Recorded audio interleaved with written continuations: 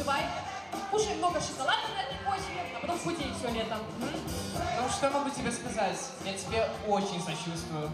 Я только как представлю эти ЦТ, эти поступления, эти бюджетные места и борьба за них. Дикий запад прямо.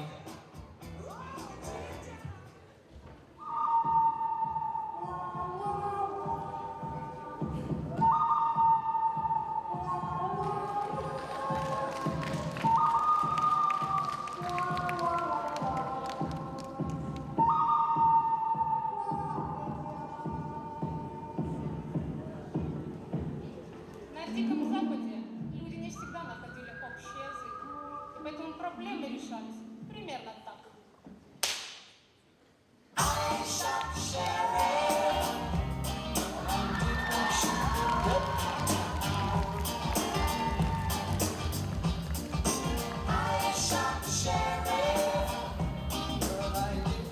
Но слава богу, мы живем не на Диком Западе, поэтому большинство проблем мы решаем мирным способом.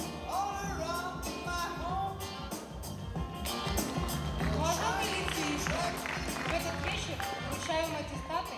Хотелось бы сказать, что в каких бы дальних краях вы ни были, какие бы экзотические страны не посещали, родной лицей и родной уголок всегда самое уютное место.